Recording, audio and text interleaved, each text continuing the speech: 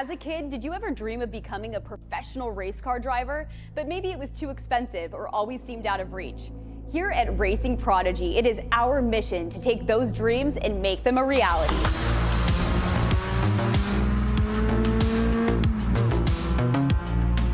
You too can be just like Jeff Gordon, Lewis Hamilton, Max Verstappen, some of the greatest drivers ever, and be a part of a world where real-life racing and motorsport opportunities are available to everyone. That world is now here. Here at Racing Prodigy, we provide real-world racing opportunities to those with grit and skill who may otherwise never be discovered.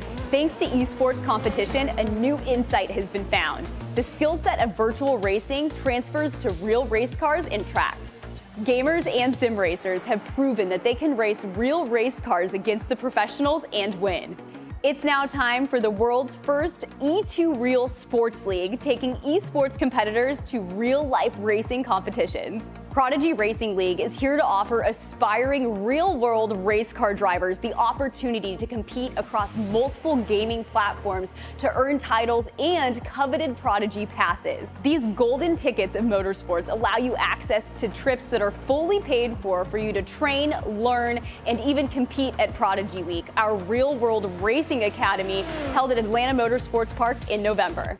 It is our goal and vision to draft the first class of racers from those who compete at Prodigy Week to fill the grid for our inaugural series to debut in 2024. We can only achieve our vision together, so join us today to test your skills, earn your spot at Prodigy Week, and enjoy the thrill of racing. Racing Prodigy, where dreams become a reality.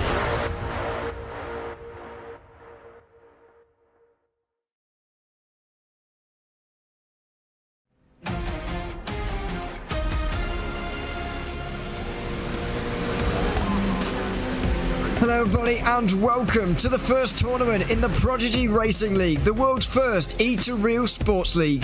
The winner of the all-important final tomorrow will claim the first Prodigy Pass, which gives one of these drivers an all-expenses-paid trip to Prodigy Week at Atlanta Motorsports Park in the autumn. 40 of the best drivers in iRacing have come through the qualifying phase to be here tonight, where we'll have two semi-finals to learn the names of those 20 drivers who will be fighting for that Prodigy Pass tomorrow. Welcome to RaceSpotTV, everyone. I'm Ewan O'Leary. Alongside me is Zach Sweeney here this evening. And Zach, we're very excited to get this underway. It's GR86s at Zolder. It's some of the best in iRacing across the world. They're here tonight and they're looking for those 20 places into the final tomorrow.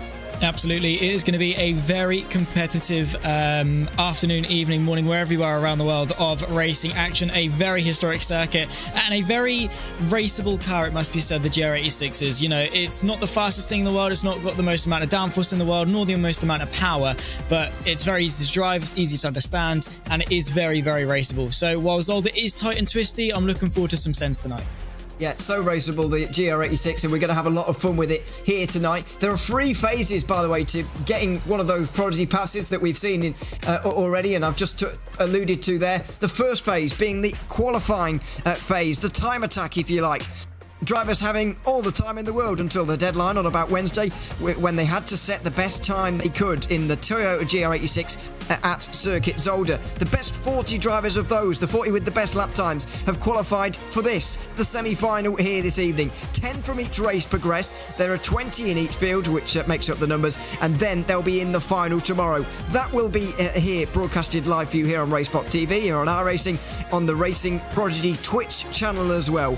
So make sure you follow us on all of those and make sure you don't miss the all-important prizes given out tomorrow, because, as you can see, Prodigy Pass is the winning prize. That comes at the end of October, start of November, during Prodigy Week. It's an all-expenses-paid trip to Georgia, where Atlanta Motorsports Park is, and you'll have a lot of fun there in the Radical SR1, I'm sure. Second place prize is by no means a bad one either. Aztec Sim Sports providing an Invicta direct drive wheelbase for you in second, and SimLab are providing a P1X Racing cockpit for third place as well. So lots to win for the top 3 drivers in this Racing Prodigy weekend here this evening. This is the first of many, though. It's not the only Prodigy Pass that is going to be dished out. This is one of many, and one of our many simulators as well. This is what we've got to look forward to here tonight, Zach. A very condensed format, it has to be said. 2 laps of qualifying over the course of 8 minutes or so for the 2 split groups,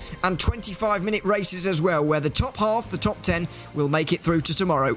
Yeah, it is very brutal. One of the most important races of your life, and it comes down to a 2-lap qualifying and a 25-minute race to see you through to tomorrow. So, yeah, you've got to be on it from lap 1. There's no dwindling around, no waiting around, and very much a sprint to the finish in both semi-final 1 and in semi-final 2. So, yeah, really looking forward to seeing what we've got, and I'm sure they're going to be a lot of quite a bit of desperation, I think, in that fight for 10th. I mean, 1st, 2nd, 3rd, 4th, 5th, etc. It doesn't really matter too much today in the semi-finals. It's going to be that fight for 10th that's really going to be very interesting.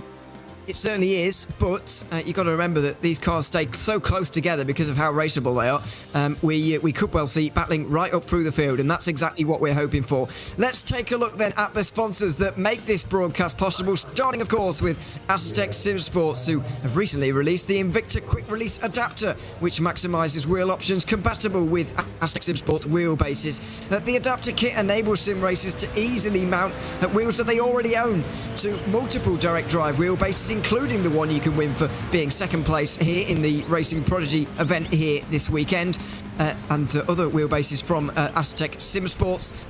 They can, mix and match a little bit with the easy-to-use wheel connection, the immersive experience of optimal force feedback, and it featuring integrated power and data, which allows for hassle-free connectivity between the wheel and the wheelbase, making sure you can feel absolutely everything. It's not only that, though, it's been successfully tested with a wide variety of third-party wheels, so get yourself down there. Aztec Sim Sports is your place to be for direct drive wheelbases, and you might even be able to use the rim that you've already got.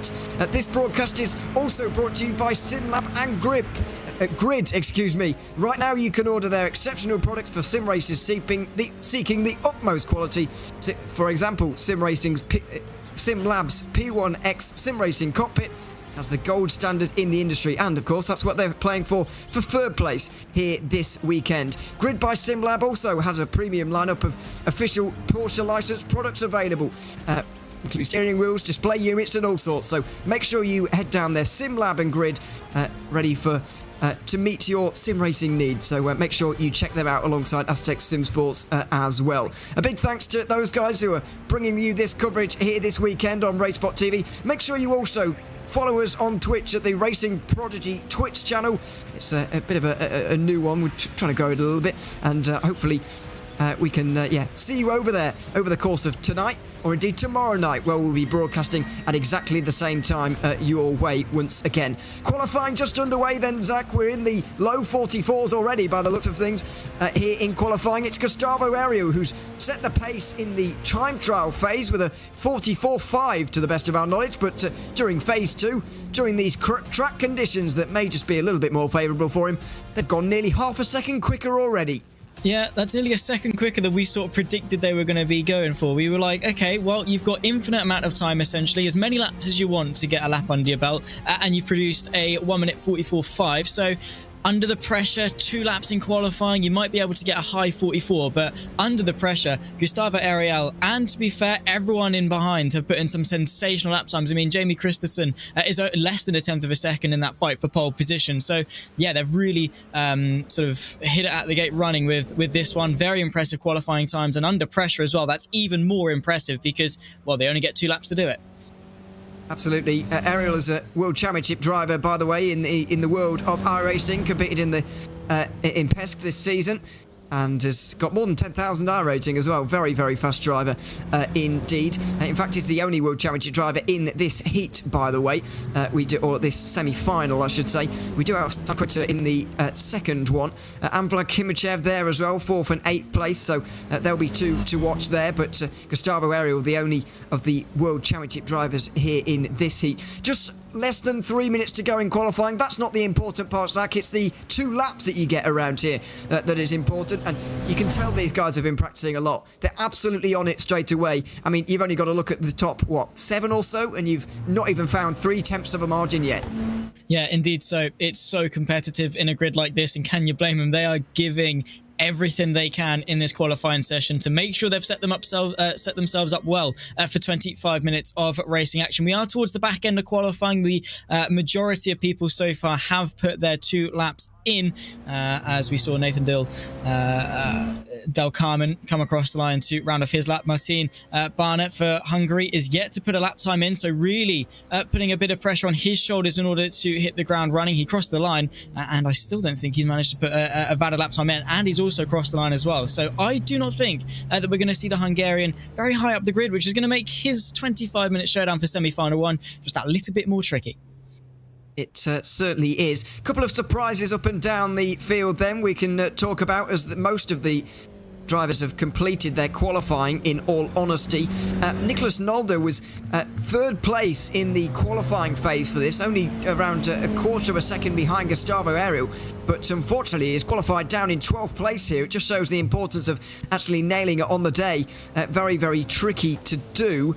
We've also got maybe a little bit lower than what we'd expect from some of the others. Michael Romanidis down in 15th. He's a very recognisable name for those of you who follow your iRacing very often. Has been up there in multiple special events and things like that, competing for highest of prizes. So to see him down in the bottom half is a surprise as well. But all is not lost for the likes of Nicholas Nolder just yet. 12 places, still a reachable margin in terms of getting that top 10. And that's all you need to do today, of course. Qualifying could almost guarantee you a place in the top 10, to be honest, if you're inside the top 5 or so, for all intents and purposes. But if you're just on the fringes there, like Nolder is, then you should be absolutely fine. You're very much still in the race.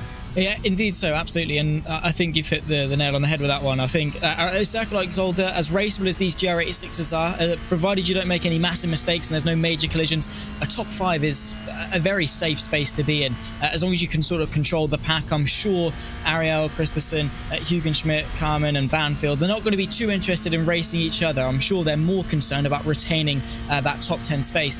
The real fight is going to be between the likes of Thompson, Day, those towards the back end of the top 10 and those just beyond it. So yeah, and with obviously, as I say, how raceable these GR86s are, expect the pack to be very, very close. And yeah, let's not forget, qualifying is one thing, 25 minutes of racing action is still a whole different kettle of fish. So I'm sure we'll find out all the answers, but we've put the laps in. Now it's time for the race. Gustavo Ariel, fastest in the qualifying phase, fastest in this qualifying session to get the first semi-final of Racing Prodigy underway. Jamie Christiansen alongside, with Demian Hugenschmidt in 3rd and Nathan Del Carmen joining him on row 2. Ross Banfield and Ewan Baker on row 3 together. David Sobrero is going to be alongside Felipe Cabrera-Loyola, with Michael Day and Patrick Thompson inside the top 10. Alejandro Razo will be alongside Nicholas Nolder, 3rd in the qualifying phase, only down in 12th here. Jeffrey Lund is alongside Matteo Coenza, who was 5th in qualifying phase 1, down in 14th for this session. Michael Romanidis there in 15th alongside William Augustine. Then it's Brian Borg and Louis Belicki in the 9th row, and rounding out the 20-car grid, it's Martin Barner and Blaise Andrick for your 20 drivers. So they're all set up, the pace car in front of them, so we'll have a few moments to talk through this. But I was mentioning surprises a little bit earlier, Zach. We've got a couple more with the likes of Matteo Coenza. He qualified 5th in that phase, only down in 14th at the moment. Alejandro Razo was 7th in the qualifying phase. He's down in 11th. 3 of the top 10 qualified outside of the top 10 in this session, which is really quite bizarre. It is indeed, and I think it definitely does go back to what we were touching on, in the sense that doing it when you've got so much time on your hands, as many laps as you want, as many resets as you want, is one thing. To then go into the session with the pressure of everyone, the build up to this, the pressure, the prizes, maybe representing a team or whoever, you have to deliver. And with only 2 laps to do so, even the best, they're only human at the end of the day. You can see all their beautiful faces there as they line up before the start of semi-final 1. They're only human at the end of the day. Mistakes do happen, and unfortunately sometimes not bringing absolutely 110% can leave you in a grid as competitive as this. I mean, the strength of field is sensational. So yeah, if you were able to get top 5 in the time trial stage beforehand, and you're P12, 13 at this stage, it can very easily happen. All that matters now is how you deal with that, and how you then progress in the race, and how well you can do and fighting your way forwards.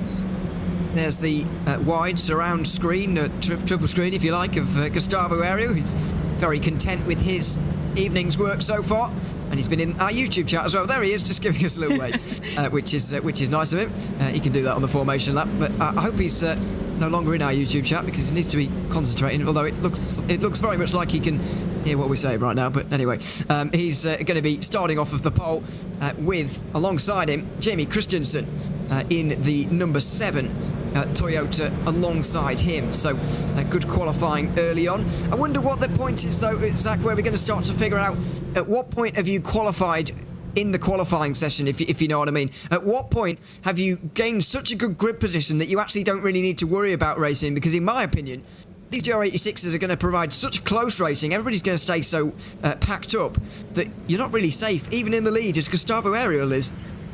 Yeah, definitely, absolutely. Even if you have qualified pole position or wherever, you're definitely not safe. You've got to be on it from lap 1, whether that's going to be working with the drivers around you to try and build the gap to the rest of the pack.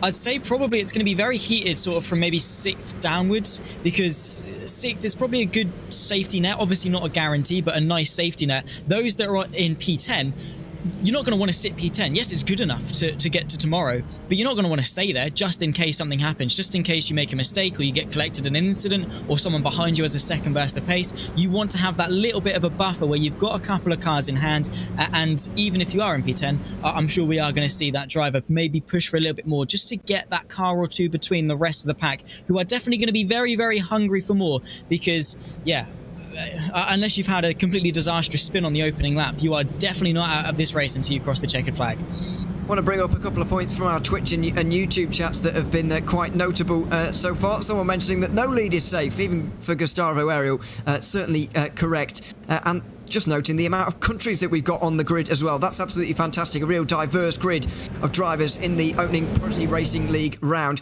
Make sure you follow us on the social medias below there, and get ready for the racing we're about to see. It's a 25-minute race to settle the finalist drivers, as immediately out of the final corner, Gustavo Aereo is going to take control of this field and get the green flag waving. We're underway in the Prodigy Racing League semi-final number 1. It's Gustavo Aereo who takes the initiative straight away, with Jamie Christensen and Damien Hugenschmidt in the 2nd and 3rd positions. There's a bit of contact behind as Nathan Del Carmen just gets balked a little bit. Ewan Baker and David Sobrero are going to both get through. More side-to-side contact. Nathan Del Carmen will stay in 6th, with Ewan Baker pushed to the outside through 2 and 3.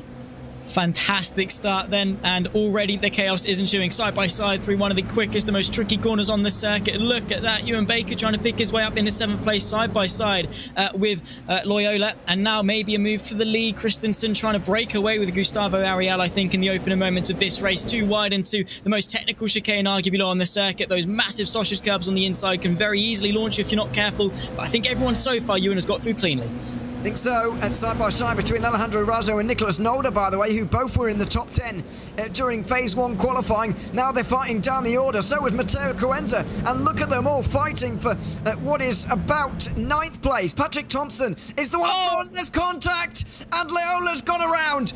Felipe Carrera Loyola has gone around at the chicane, I'm afraid. And that's exactly the danger you can find yourself in if you're in the mid-pack like this. Absolutely intense as well. We're too wide, so many different rows deep, side by side into the hairpin at the back end of the circuit. Jeffrey Lund trying to just pick his way through all the individual bits of carnage. Such a shame, it must be said, for Cabrera Loyola. It can so easily happen, and now his hopes arguably are gone unless there is an absolute miracle, which, to be fair, with racing as close as this, it might not be too far off happening. A little bit of argy-bargy as we round off the opening lap into the chicane. So far, so good for the most part. I mean, one casualty is probably the best we're probably going to get you in. Absolutely, it probably is. Top 8 very much getting away from the rest, and then Patrick Thompson and Matteo Coenza are holding some very tightly fought over positions indeed right now. So First lap complete here at Circuit Zolder. 25-minute race, of course. It's an all-out dash. This is what happened to Loyola. It was contact, I think, with Alejandro Razo, who made the final blow there. Unfortunately, whoever it was on the inside there looks a little bit guilty. There's Razo getting overtaken by Nicholas Nolder into turn 3 as well. Yeah, indeed. So big shame for Loyola, because again, it's so easy to happen in a grid as competitive as this. Only one mistake and, well, he's suffered the consequences, working their way through, launching themselves over the sausage curbs. These GR86 are so soft in their suspension, tons of body roll, and when you launch them over sausage curbs like that, it's a rocket ship waiting to happen. But no spins, and, well, back at the front, and Gustavo Ariel still able to control the pace quite well, with Jamie Christensen and Damon Hugenschmidt just in behind. Banfield as well, only half a second back. 4 cars in a train for the lead. Bit of a gap back to the rest, but a breakaway now. These cars don't really need to worry about fighting each other. However, these ones do. You certainly do. This is Blaise Andricht and Michael Romanidis, who are down towards the back at the moment. This group fighting for 14th position, and it's not great news because that's not a space in the top 10. Martin Barner's going to find it even more difficult now as well, as he gets turned around by Brian Borg down in towards the hairpin, and unfortunately that sent Barner to last. He has indeed, behind Loyola and P20 and last. That's definitely not going to be winning you any prizes, and definitely not going to be seeing you progress to tomorrow. So big shame, of course. And, well, that is unfortunately just how things happen. The racing we knew was going to be competitive, but we'd hoped it'd be seeing a lot less sufferers, I suppose, if that's a word now. But you can see this quote-unquote fight at the front. This is exactly what happened, just squeezing over to the left-hand side. And I'll be honest, from Barner's side, definitely more could have been done to avoid that. Could have given a little bit more room. Yeah, I agree. He did that to himself, in my opinion. But we'll see if anything is done about that. A little bit of a look there from Jamie Christensen, who tries to just get into the mirrors, get into the mind of Gustavo Ariel as they bounce and bobble their way over the curb at turn 5. That's the Klein chicane. And they'll make their way over the hill round this unnamed, well, it is named, sorry, turn 6, and then turn 7, which is this entire sequence. The right, the left, the right, and this right again. It's all turn 7. So there you are. The lead is very much getting away, though. It's Ariel, Christensen, Hugenschmidt, and Banfield, the 4 who have been detached from the very start. David Sobrero is there as well, bringing Del Carmen, Baker, and Michael Day along for the ride as well. And Patrick Thompson with Matteo Cuenza hold 9th and 10th, and that's only becoming a more favourable position because it's all going on behind. Jeffrey Lund has lost a couple of places to Nicholas Nolder and Alejandro Razo, 2 drivers who were in the top 10 in qualifying, now 11th and 12th, but there's a bit of a gap forming between 10th and 11th. There is indeed. What is that? For about a second or so on circuit between Kunzer and Nolder, and that is a very crucial second advantage. Christensen looking like he's going for a move. I don't think he is, more just to spot his braking point. No reason to go for the lead at this stage in the competition. Wait till tomorrow for all of that, and yeah, don't risk anything, because all it takes is one bit of contact, as we've seen, to end your entire day and, well, not necessarily send you home, but send you out. That's a mistake from Christensen. He's going to lose a couple of places. Got to be careful not to repeat mistakes like that, Ewan, otherwise he could find himself a lot worse off than 4th. Yeah, certainly good. Needs to make sure he doesn't spin around entirely, otherwise, yeah, it will get a lot worse for him very quickly. A couple of people asking what the situation is right now. The top 10, let's not forget, are the ones who make it into the finals, so don't need to worry too much about these guys losing out. It's the top 10, as I mentioned, but for the rest of them, they will certainly be worried. The likes of Coenza and Nolder, Razo, etc.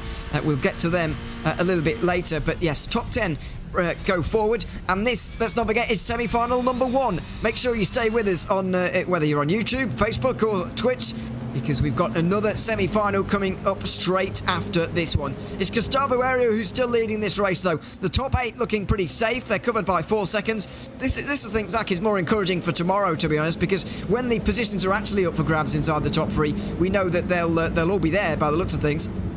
Indeed so. Yeah, you know, the raceability of these cars is definitely not under question whatsoever. Look at just how close they're staying with each other. Obviously, they're not battling each other, so it's down to just pure pace and slipstream and things. So a little bit of an exaggerated train, I think. As soon as battles come into to play. There would probably be a couple of pockets forming, but it's great to see that even at a circuit as tight and twisty as Zolder, these cars can stay as close as they are. So great promises coming up for the rest of the evening, and obviously mainly for tomorrow when P1, 2 and 3, all the prizes are still up for grabs, particularly obviously that Prodigy pass for the drive-in, I think both the go-kart and a Radical SR1 at Atlanta Motorsports Park, which is a big prize, and I'm sure one that the winner is going to be very happy with. But that's tomorrow's discussion. Right now we're focused on that 10th place, which Matteo Kunze right now has got a very firm grip over, but Nicholas Zolder is definitely hot in pursuit. Oh.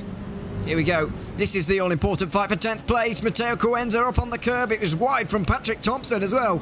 And now they're all getting dragged into this. On the run up towards the Klein chicane. It's a look to the inside for Nicholas Zolder. He tucks back in again. Alejandro Razo is going to close in as well as they bobble over that chicane once again. Got to make sure you don't get a slowdown through there. Would be very easy to do so. You do have to be careful to stay within the white lines at all times, of course. Down in towards the 3-parted chicane, or even 4 parts if you want to count the second right-hander. There's Nicholas Zolder, the concentration clear to see on his face. Only 2 of these drivers who are in this fight for 9th can make it, and at the moment Nicholas Zolder's not one of them. He's not, and he needs to be if he wants to progress to tomorrow. The concentration, obviously, it's not a face or an expression of lost hope. Is right there. He can see where he needs to be. However, 16.5 minutes left on the clock. He's got to get in front. He's then got to hold it to be able to progress, and that is a very difficult thing indeed. But still, calm, composed, focused, which at this level of racing is pretty much the only expression you're going to see on drivers' faces. Yep, you don't get to read a lot of them because of how professional they are. You can see his his hair wafting in the wind a little bit there. I wonder if he's got a fan going or something. Maybe it's a bit hotter in his part of the world at the moment, but he's currently just sweating, I'd imagine anyway, because of the situation he finds himself in, the German, right on the back of Matteo Kunze in that 10th position. The Italian blocking his path to the final as of right now, as nearly 10 minutes pass in this opening semi-final of the evening. Zolder closes in towards turn 4. He'll be sure to not kick up too many of the stones on the outside, although he did dip wheels into the gravel there. And once again, he's just getting into the mirrors of Matteo Kunze a little bit, isn't he? He's not really threatening. He's not gone side by side yet, but he's making sure Kunze's well aware of his presence. Absolutely, and Kunze is definitely stuck sort of between a rock and a hard place. I mean, he's got to almost attack Thompson while also defending from Zolder, and maybe even soon Alejandro Razo for 12th place, and making up the rear end of what could well be a 4-car train. So I think for Zolder, it's just a case of trying to exaggerate the fact that Kunze is in a bad spot right now, having to look forwards and backwards, both at once, if he wants to stand a chance of hanging on to that 10th place. And Zolder, his presence is enough. Just sitting in the rearview mirrors, making Kunze worry, stress. Is he going to go for a move? Is he not going to go for a move? What's going to happen? What does my future hold? And then that in of its own can almost force a mistake and force the initiative for Zolder to then pick his way through. However, Zolder's position isn't actually a luxury either, because as I say, Razo is closing in at a rate of knots. So Zolder is going to make a move. He's probably going to have to do it sooner rather than later, so he can get that buffer and at least be inside the top 10 before the charge from Razo. I would imagine that would be favourable, but obviously you don't get things all your own way. As Zolder is finding out here. A good run through turn 1 for Kunze, who's going to start to get worried here now as well. He's got 2 drivers behind him, and he'll believe he's faster than Patrick Thompson, and he can go through. He's looking at the inside of turn 3. He's up on the curb of the right-hand side. Now Thompson's out wide, and he knows he has to get aggressive. He'll get into the side of the Italian, and here comes Kunze on the inside. Zolder over the curbs himself. He didn't get the run he needed at all, and he'll have to watch them go side by side in front of him. We might see Rosdo right involved now as well, although he's not alongside Zolder just yet. Thompson slots into an impossible gap just in front of Kunze on the run into the chicane. The first punches have been thrown in the first half of this race, but it's still not over. Kunze with a run down the hill in towards turn 7. He'll look at the outside line. He'll need to be really late on the brakes here. He wasn't late enough. He'll slot into 10th. Beautiful bit of racing, great respect given, and still 1, 2, 3, and 4 from 9th downwards. A fantastic battle on display, and the stakes are now high. Coenza doesn't necessarily need to get past Thompson, but he's going to want to because of Nolder and because of Razo in behind. A bit of a send, oh my word, so late on the brakes into the hairpin. Is that more a blessing? Is it a burden? Because here comes Nicholas Nolder, picked his way to the left-hand side, has now got the move, finds himself inside the top 10. Was it brave? Was it stupid from Coenza, who now finds himself under pressure? Now Thompson's just going to try and bridge the gap while he can, but settling in just in behind there, single file once more. Nolder finds himself in 10th. Nolder through, but I think Patrick Thompson's in a bit of trouble here. He does seem to be the cork in the bottle in this group as we cross the line once again. That's the end of lap 7. We should have 15 in this race here this afternoon. Over the course of the 25 minutes we have on the clock. So it's Thompson, Nolder, Coenza, Razo, the 4 you're watching on your screen. Patrick Thompson is in the lighter blue and white and black at the front. The orange and white is of Nicholas Nolder. Then it's Coenza and Razo in the very similarly liveried orange and black in the Toyota GR86's 11th and 12th. The top 10 progress from this opening semi-final of the night. We've got semi-final 2 coming up straight after this one, but the conversation's not done by any means. Razo gets involved. Nolder looks to the inside of Thompson. Nobody in 10th place feels comfortable, and I suppose you wouldn't in this position. You wouldn't, and a bit over the curb too much, I think, from Thompson, who saw a little bit of a hamper to his momentum, but I don't think enough for Nolder to really go for a move. I mean, he's eyeing it up to forcing Thompson to go defensive, maybe trying to set up the triple cut back through this sequence of corners. Nothing really materializing as of yet, but only about 1.5 seconds back off of Razo is Jeffrey Lund, is Michael Romanidis as well. So this very quickly could become an even bigger train. Now look at this, Nolder under pressure once again from Matteo Kunze, forcing the number 5 machine to go defensive, and there's contact, and Thompson's round. There's more contact behind. That is such a shame for the 29. It looked like Patrick Thompson just lost it on his own. Now there's damage on some of these cars, surely. Razo got into contact, I'm afraid. Jeffrey London, Michael Romanidis are through. Romanidis gets into 11th place, but Nolder and Coenza are inside that all-important top 10 right now. That could be the battle where it was settled. I don't think Romanidis and Lund are going to be quite done with this just yet, but Nolder and Coenza are now through. Now they have to, after working against each other for the last 5 minutes, they have to work together. This is how it happened. It just looked like a solo incident for Thompson, unfortunately. Yeah, I was so convinced there was contact because of how he lost the car, but I think he just carried too much speed in, lost the rear end, and around it went. The unfortunate thing, I think, was where he collected Alejandro Razo in the incident in of itself. A bit of contact between the two of them, and, well, now entirely out of contention with only 10 minutes left to go. No way they're going to pick themselves back up. But what it does do is open the door for the chasing pack of Romanidis and Jeffrey Lund, who are not too far behind at all in this fight behind Nicholas Nolder. There he is, heading this 5-car train, as with only 10 minutes left to go. Time definitely not on the side of these cars, but, well, just goes to show how quickly things can happen. For a moment, Thompson looked as probably as secure as he could for at least a second or two, and then in the snap of a finger everything changed, and unfortunately for him, he's got no one to blame but himself. Real sad situation for him, unfortunately. He's found himself down in 14th now. The first of the drivers detached from this group. Michael Romanidis has got a very important job to do here, Zach, because he has to get into the slipstream of the guys in front. Nolder and Coenza initially were working together there to try and get away, but I think now that they've realised Romanidis has caught their slipstream, they've started to fight for 9th again, because they know, once again, I'll reiterate, 10th is just not safe in a group like this. It really isn't. Well, it's quote-unquote safe in order to see you through to tomorrow. No, would not hedge my bets on 10th, would not want to be sat in 10th, would not be happy with 10th. If you're going to get through, you want to get through comfortably, or as comfortably as you can. 7th, 8th, 9th at a minimum. 10th, it's just too sketchy. Unless there's a massive gap behind, it's not good enough. Anything can happen. Yeah, you don't want to risk it. It's not worth it. Get yourself up a couple more places, take the risk, build up a buffer, and have that defensive wall of another car there to help protect you.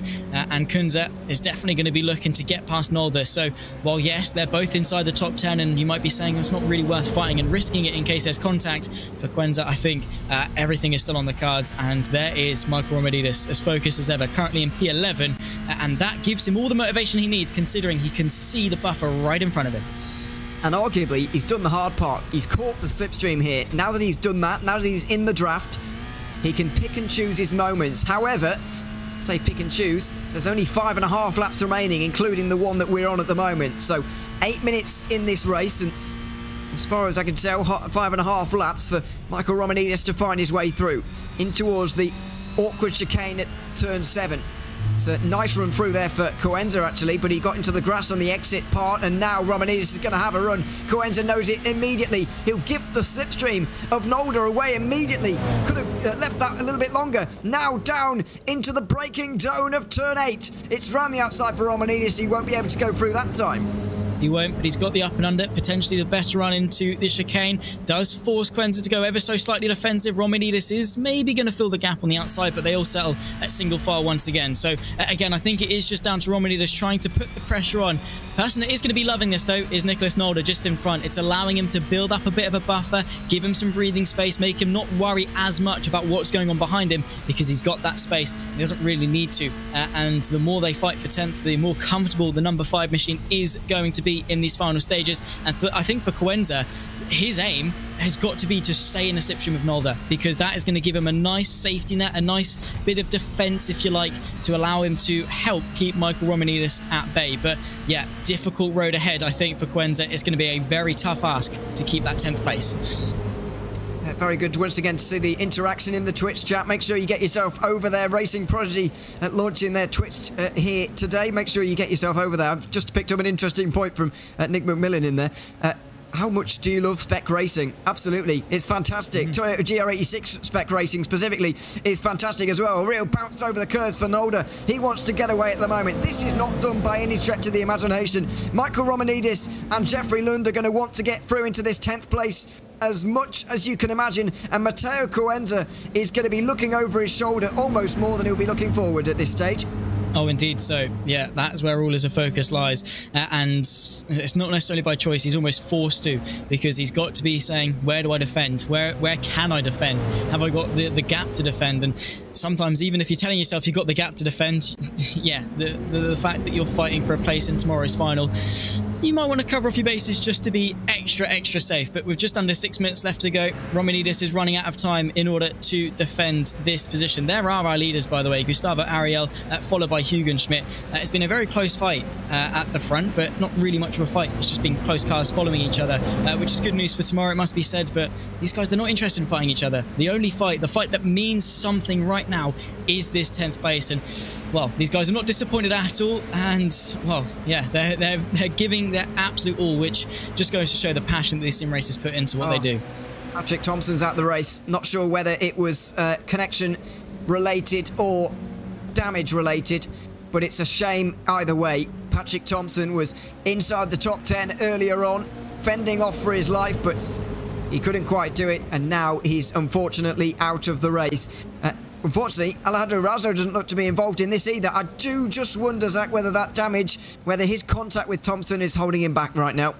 Yeah, I mean, he did hit him fairly head-on, which tells me that there might not be any major discrepancies to the wheel alignment of things. It might just be a case that the front end is scrumpled in, which obviously would cause him a bit of drag. He just has to hope that he's not, slightly left or slightly right-hand downing, which would be a big hurt to his pace. Maybe it's just a confidence thing, if not physical damage, just the fact that his morale's been hit, losing hope ever so slightly, and therefore not driving it his best. But yeah, that damage definitely could have given a big dent, because it, to be fair, one of the slower corners on the circuit, it wouldn't have been a massive hit, but a hit nonetheless. And it is a shame, because it was a fantastic fight, and just that small mistake from Thompson has had that knock-on effect, which for Razzo, he was just in the wrong place at the wrong time, which it's just that bittersweet moment for Razzo, because he's had the pace to qualify, but he's going to come home at the end of this race in P13.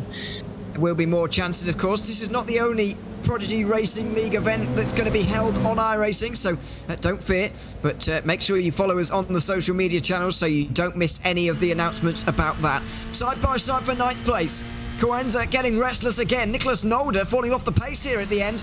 Coenza making sure he doesn't hang himself out too wide there, because Romanidis is going to fill that gap, and now he will. Outside line for the man we're on board with. He doesn't commit too much. There's got to be careful of Jeffrey Lund getting involved here as well, who'll get the run through turn 3. Coenza also with a run on Nolder here.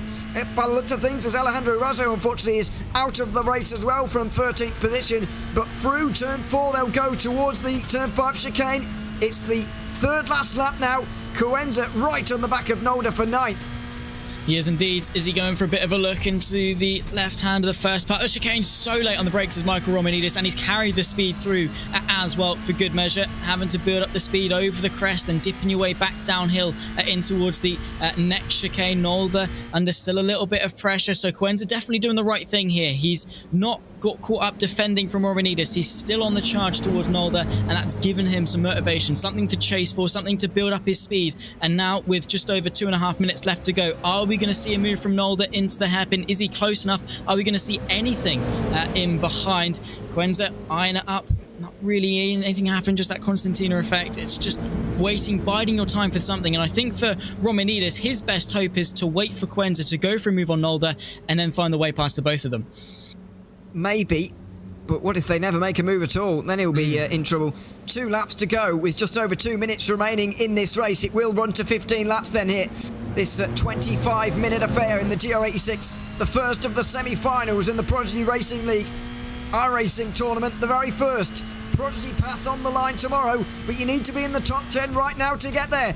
In towards turn 1, it's almost a replay of last lap. Coenza on the outside again, tucks back in. He looks for a move at turn 2. This time he's a bit more committed. He's down the inside, he breaks early though. Nolder will give him the room. Romanidis gets into the back of him, urging him on, willing him, pushing him to glory at the moment. Inside line for Romanidis, he could take 10th. Nicholas Nolder's on the outside in towards turn 4. They'll rub on one another, and side by side it remains. Nolder has lost his top 10 by the looks of it. Yeah, that just goes to show you cannot be safe even in 9th place. The fight continues into the next braking zone. Nolder trying to go the long way round. He's going to pick his way through side by side. The track gets taken away from him. He's going to force the initiative, and Romanidis is round. And Nolder as well, I believe, might well be out of this race, or at least outside the top 10. Contact between the two of them on the penultimate lap, and Romanidis is going to be furious. He certainly is. Goodness me. Contact at the chicane, and Jeffrey Lund has picked up the pieces from everyone there. Nicholas Nolder's out the race. Michael Romanidis isn't making it to the top 10. And that is big, big drama in the first semi-final, the first ever semi-final of the Prodigy Racing League. It's such a shame to see such a fantastic battle come to an end in that way. However, that's the way that it goes on occasion. Both Nicholas Nolder and Michael Romanidis won't be making it through, and it's highlighting the dangers of that chicane, and the dangers especially of going side by side through it. Yeah, it's never the best idea. I mean, obviously it's doable as the top 3, despite the fact they've only got 1 lap left to go, all pushing the limits of the exit turn 1. It just goes to show that, yeah, actually a good little fight in the background here. This is for 4th place. There's our Carmen side by side with David Sobrero. Obviously it doesn't really change much, but we'll take another look as to how things happened. It's just not really doable, and it actually was, I think, Jeffrey Lund that caused the whole thing in the first place. Well, I couldn't really get a good idea as to who I want to apportion blame for that one. This is really exciting, by the way, for 4th place. I know it doesn't matter greatly, but it's still interesting to watch these guys absolutely go for it into the chicane. Oh, no! Del Carmen's in trouble here. Oh, they're all in trouble. Who's going to get knocked out here? Oh, out the race. Jamie Christensen has been DQ'd. He's hit the incident limit. He'll be out, so William Augustine might make it here. Who else is going to get going in time? I think Del Carmen is just about going to get rolling in time here, but he might well be damaged. William Augustine is all of a sudden inside the top 10. He'll be as surprised as anyone. It just goes to show you've got to be in it to win it. No matter what happens, they took the risk, they took the gamble fighting for nothing, and unfortunately it's going to be to the absolute delight of those that are able to benefit off it, but it's not going to matter for this man here. Gustavo Ariel has controlled this field from lap 1. Absolutely.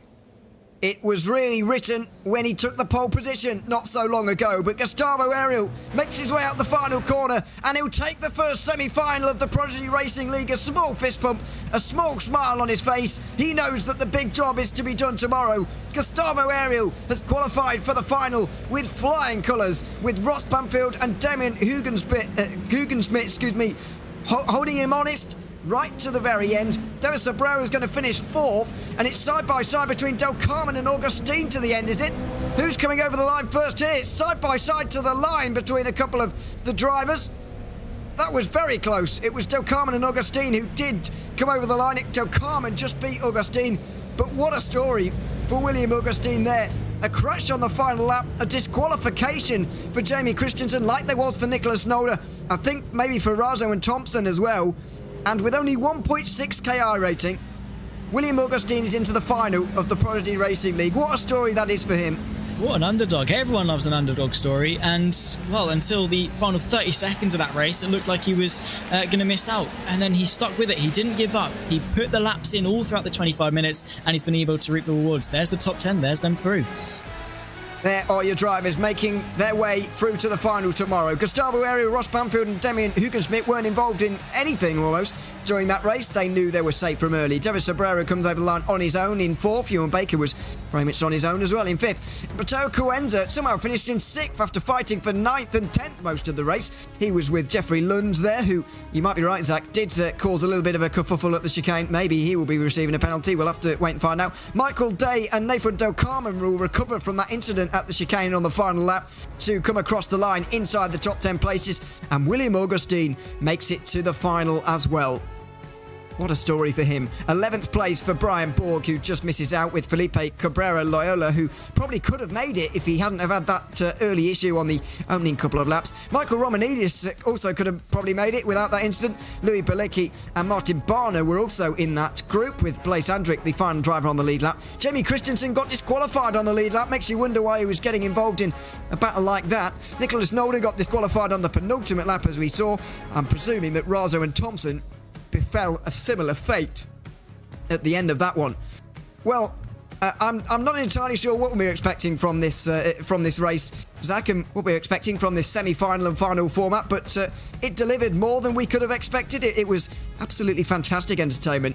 It was indeed, and I'm sure there's going to be a lot of happy faces and a lot of not very happy faces on the drivers. Wow, yeah, what a way to kickstart the evening, what a way to kickstart the event for Prodigy Racing League, and, well, yeah, bring on semi-final 2, I suppose. We saw so much drama, so much action, and all of it very densely compact in that crunch time right at the end of the race. My question is, though, why on the final lap would you go 3 wide for 4th place if you know you've got it in the bag? What do you gain? Nothing. What do you lose? Everything. And that has been the case for multiple couple of drivers, and a big shame, but those who are able to benefit off it, no complaints from them. Yeah, I certainly don't disagree. I mean, what do you think the semi-final 2 guys are going to be thinking about what they've just seen, though, Zach, in terms of the racing, especially that mid-pack battle, as you just mentioned there? You know, it wasn't the smartest thing to do. They know that now, but you know, a lot of people won't have done this kind of racing in the past. So what do you think these guys, who might have been watching a little bit of that race, what might have actually taken from it? If you're in the top 4, don't be silly, I think, is the fundamental. Obviously, thank you, Captain Obvious, for pointing that out. Just don't do anything that's going to put you in harm's way. Don't go 3 wide on the final lap for a place that's not going to give you any extra advantage going into tomorrow. Yes, obviously, if you're in that 8th, 9th, 10th, 11th, 12th, that sort of threshold, that danger zone, absolutely. Final lap, if you don't go for it, you might be kicking yourself for the next week, wondering why you didn't go for it. It's better to go for it than not to go for it. I completely understand that. But if you're comfortable, quote unquote, as comfortable as you can be in racing like this, just don't. Just stay there. Stay single file. Back out. Lift off half a second earlier. Brake half a second earlier. Whatever it is, don't risk it, because you've got nothing to gain and everything to lose. But for these guys, I'm sure their full focus is just going to be on putting a great qualifying lap time in, because that, as we saw from Gustavo Ariel, was probably one of his biggest helping points through semi-final 1. Certainly was, and Damon Woods at the moment has set the pace here in qualifying 2. Not quite as quick as Ariel, but also pretty quick. He was just less than a tenth slower than Ariel in qualifying, by the way. He's the fastest of the qualifiers in this semi-final. These drivers, by the way, all qualified in the top 40 with even numbers, if you like. Those ones we just saw all had odd numbers at the in terms of their qualifying position. Garrett Lowe has put in a good time here from in the 06. He was 6th overall in phase 1. That's a good start from him.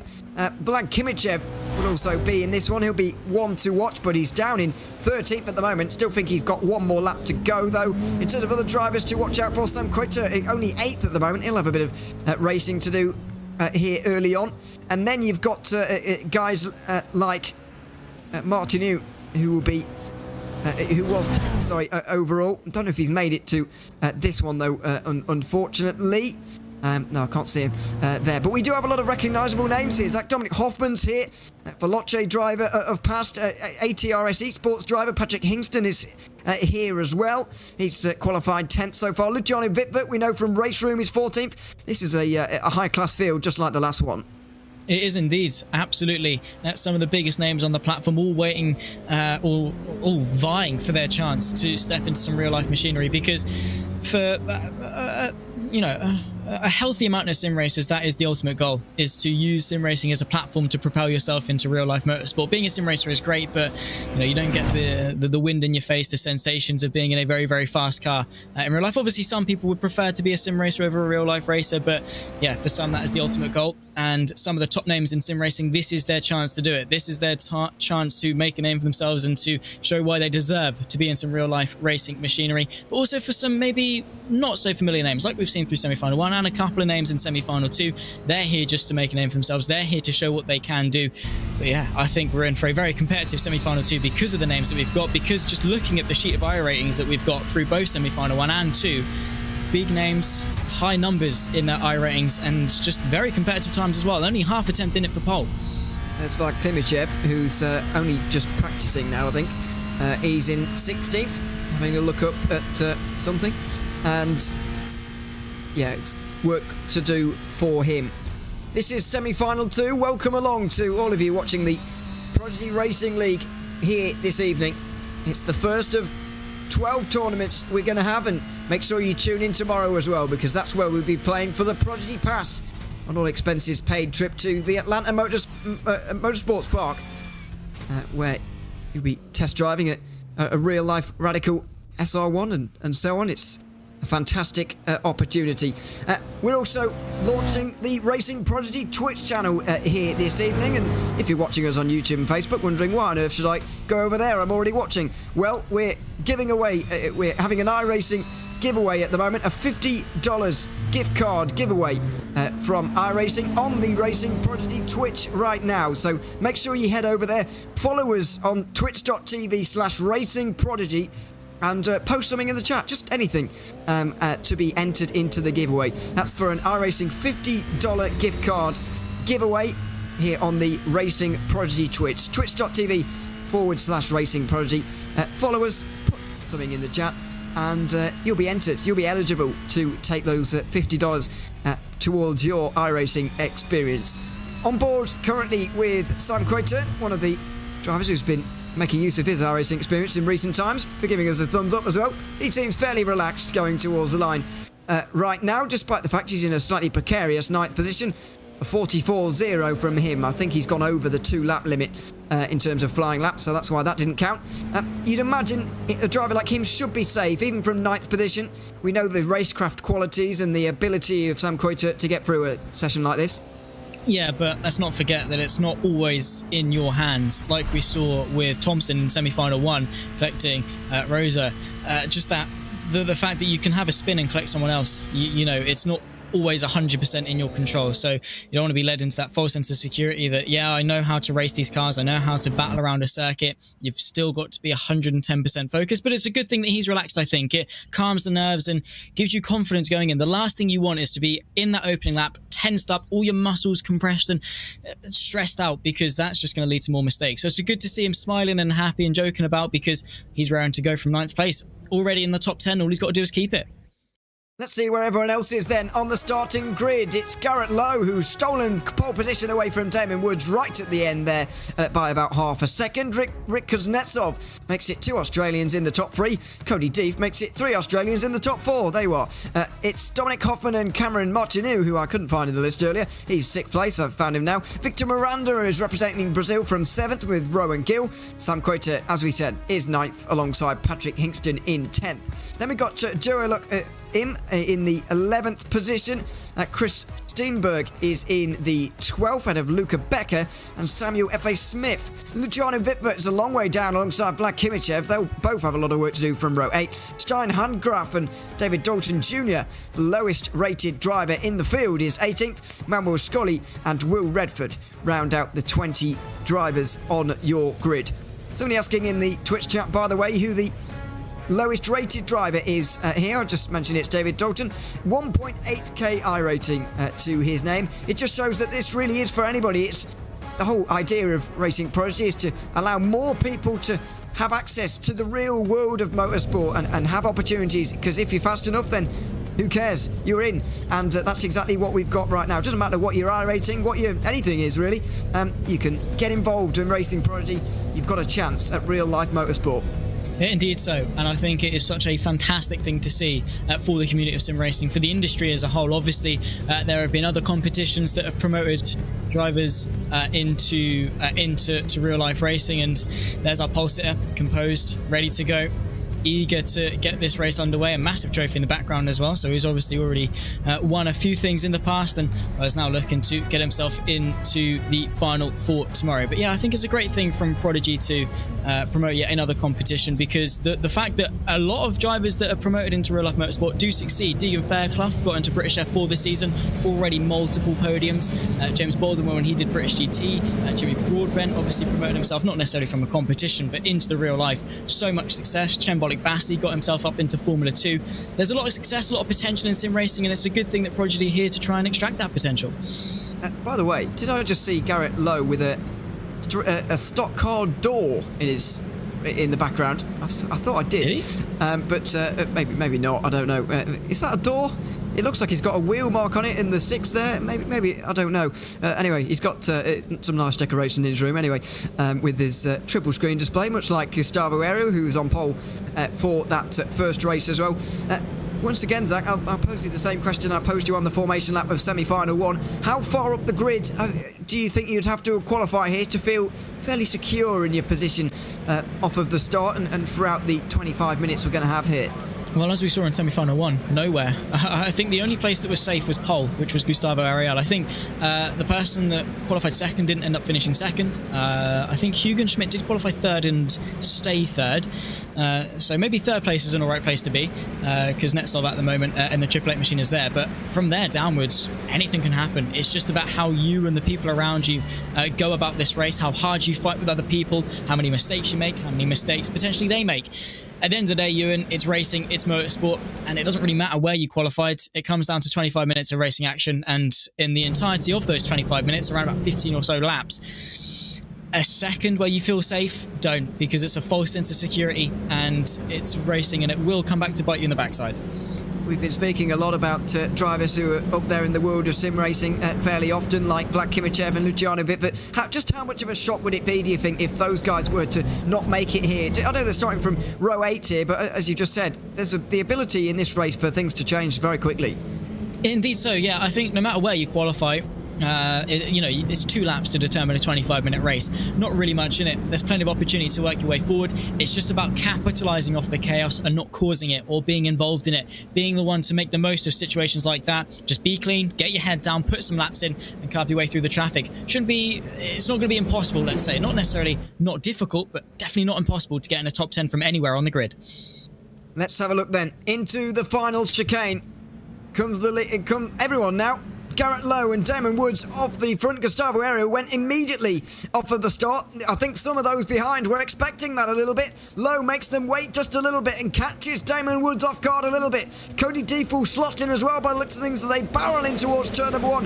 It's inside line for Cody Default ahead of Rick Kuznetsov at the moment through turn 1. Side by side in the mid-pack as weaving around goes Hoffman looking for positions. Just behind him, Patrick Hingston looking to follow through. Trying to get through on Victor Miranda at the moment. That's not quite going to happen for him. The front two get away from the rest. It's single file mostly inside the top 10, although there's a bit of defending further back. I think that's Hingston now having to defend from Rowan Gill for 8th place. Indeed it is. So far so good in terms of clean starts, but look at that in the background. That looks... I don't even know how it looks. It just looks very bunched up. It looks fantastic for us in the commentary booth, probably very scary for those in the cockpit. Lots of places changing. Sam Hewitt now dropped back to 10th place. In fact, Kimichev already up to 11th. Up, what is that, 5 places, I think, from the opening lap. Luciano Vitford also up to 14th, making the most of the carnage and the chaos. To round off the first half of the first lap, Sam Hewitt gets himself ahead of Rowan Gill as well to round off the back end of the top 10. In fact, Kimichev, I think he's done himself a lot of favours there from the 8th row of the grid to catapult himself now on the fringes of the top 10. He's already doing quite well. Manuel Scully has been off earlier on, and David Dalton and Will Redford have both now been off the road, unfortunately. It's a big dive down the inside from Black Kimichev, who's already looking at a top 10.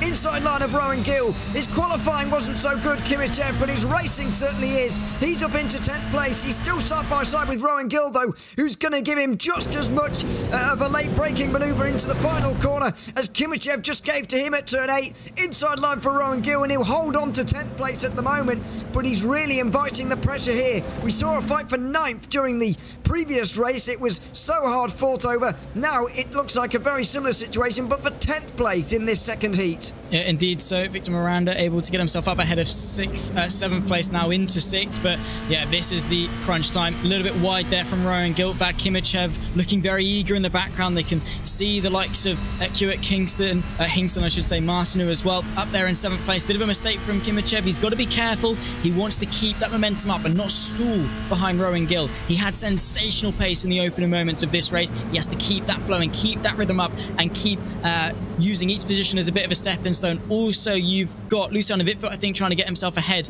of the number 1 machine for 12th place. A couple of people trying to settle themselves into the chicane once more, but for Kimichev, it's all about staying as close as he can to Rowan Gill.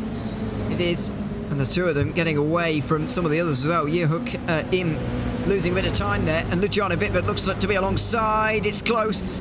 On the run up towards turn 7 they go. Outside line for Vitford. Side by side through the whole of turn 7. Someone's going to find themselves up over the curve. It's in by the looks of things.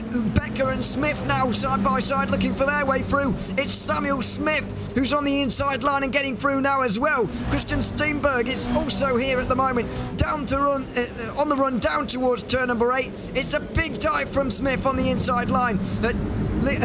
Gearhook has just been around the outside and he's going to get shoved out just a little bit. Small bit of contact. There he is on the right hand side, losing that 13th place.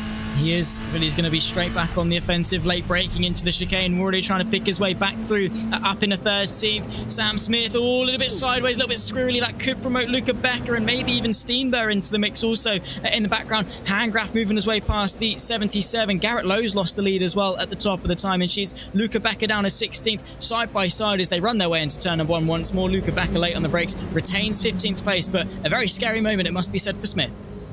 Yeah, and it's not good news for any of these guys to find themselves so far down like they are at the moment. 5 of them fighting for 13th at the moment. Manuel Scully and David Dalton already off the back. Will Redford already out of this race as well. It does seem that incident points and incident limit is going to be a bit of a talking point here. Zach wasn't expecting it to be around here, but I was expecting slowdowns actually to become more of a factor, but in fact they weren't the story. Off tracks and incident points certainly were, because I think all 4 drivers who retired were disqualified. Yeah, indeed. So obviously 17 is the limit. For those that don't know how iRacing works, off tracks is a 1x or 1 incident point. If you spin, it's 2. If you make contact with another driver, it can be a 0 written off, or it could be 4x's straight away, which is just shy of well, about a quarter of your total incident points done in one corner. So you really do have to be careful. They really do add up, and you've got to be careful, very, very careful, because it's an easy limit to reach and it has huge consequences if you allow it to get that high. So an air of caution has to be taken from each of these drivers, especially towards the latter stage of the race, because you've had your off tracks, you've made your bits of contact. It doesn't take much to get a 4x. You've had those bits of contact, particularly at the end of the race where things start to really heat up, where the tensions really start to rise. That's when you've got to be careful. And this is the pass for the lead that happened last lap. So Damon Woods getting through on Garrett Lowe there for the win. The lead.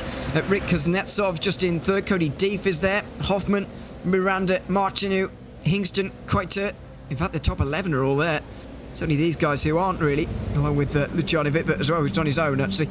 Just tucked off the back of the group. I wonder what Vlad Kimichan's going to do from his position, though, because he's right with Rowan Gill at the moment. He's had a really good opening lap, gaining 5 places within that, but in the 3 laps after that, he's not gone anywhere. So I wonder whether he's going to bide his time a little bit. Is he going to wait, try and drag this entire group further away from Vitvert to make the equation simpler for himself to strike a little bit later on in the race, or is he simply trying at the moment but just can't find a way through? I think only he will obviously know the answer to that. My best guess is actually, well, he's found himself up in the 10th place anyway. Rowan Gill has had an issue and found himself behind Vlad Kimichev. So, well, there's the answer to that one. He's up into 10th place anyway. Whatever happened there, Rowan Gill is now in 11th place. But what I did fear was going to happen with Kimichev was that the pace that he showed in the opening stages, he then stalled behind Gill, lost that rhythm, lost that momentum, and then couldn't really do much beyond that. But it's not really been much of an issue. Side by side here, Dominic Hoffman up to 4th. Side by side here is Luciano Vitvert, and I think Rowan Gill under a bit of pressure. Absolutely. So then, oh dear, what's going on here? Cody Deef and Victor Miranda are both off the road. Miranda is continuing on, but Rowan Gill is inside the Vlad Kimichev threw us out. What has gone on here?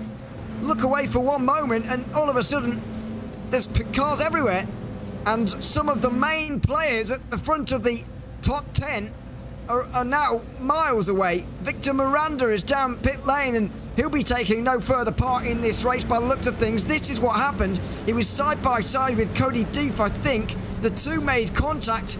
They both slammed into the wall and, well, there it is. Vlad Kimichev, by the way, got through on Rowan Gill and also Cody Deef as he was recovering, but what a bizarre moment that was. An avoidable crash between the two, it has to be said. Yeah, aren't they all really, though? There's more that can always be done to avoid incidents, and unfortunately, it's had really disastrous consequences, and that goes without saying. Yeah, a shame, and I'm sure they're both going to be kicking themselves as it didn't need to happen, particularly in the first half of this race, and particularly on a straight line as well. But it's allowed Vlad Kimichev to get into 8th place, Rowan Gill to get himself back into 10th, Luciano Vitvert to be one step closer as well, riding on board with 3rd place man Rick Kuznetsov, P3, staring behind Garrett Lowe and Damon Woods, both of whom shared the front row. Garrett Lowe was the one to take pole position, but again, 1, 2, 3, whatever order you're in, doesn't matter. As long as you're there inside the top 10, as long as you cross the line in those positions, you're through to tomorrow. So, yeah, these guys don't expect much. But it's weird, Ewan, it must be said, the amount of action that we've seen well within the top 10, despite the fact that it's completely unnecessary. It is a little bit surprising to see, but, you know, these are not long races. These cars do draw you in. And unfortunately, for some of these drivers, they have been drawn in, and unfortunately, out of the top 10 as a result, Victor Miranda being one of them. Cody Deef is going to do well to hang on to this as well. I know he's got most of the drivers you'd expect to be in the top 10 already ahead of him, but even so, he could be in a bit of danger. Rowan Gill and Luciano Vitvert might both get the chance to go through as we ride on board with the race room start. One of the very best in that world. Of course, we'll be utilising that simulator a little bit later. Maybe he'll attempt to get a Prodigy pass through there as well if he can't do it from iRacing, but at the moment it looks like he's got time on his side to make the final here. Still more than quarter of an hour remaining for Vitvert to strike on Rowan Gill just in front. Indeed so. Yeah, he's got to bide his time, but Vitvoet, anyone that's seen him, he doesn't like waiting around. He's very punchy, very eager to get those moves done, and a little bit wide there from Rowan Gill might invite the Dutchman to have a bit of a look. Defensive naturally goes to 74 Machine, but look at this run to the outside from Vitvoet. We saw it be a danger zone over the course of semi-final one. Look at how late Gill is. Is that too late? Is that just right? Over the curbs, Vitvoet gets the up and under. A nice drive and a slowdown potentially from Gill. Vitvoet into the top 10. Yep, slow down, and it was playing with fire there was Gill actually when he was up over the curbs there, and he was going through in that sense, because that was really quite a bounce from him. Well, he's gotten away with it, at least in terms of not crashing, but he's not gotten away with it so much in terms of keeping his top 10. He'll have to hope for an incident up in front here. Damon Woods down to Cody Neef is one long line at the moment, with a bit of a gap between Martineau and Quector at the moment, but that might well be closed very soon, you would imagine. We're riding on board with Rick Kuznetsov here, who's into the second position. Garrett Lowe has gone from first to fourth in this race. Yeah, well, we saw similar with Christensen over the course of semi-final one. Had the pace, but obviously dropped through the order ever so slightly. Would have been fine had it not been for the late disqualification. So I don't think there's really anything to worry about from Lowe's side, unless he has a drastic fall in pace. Again, fourth place doesn't really matter.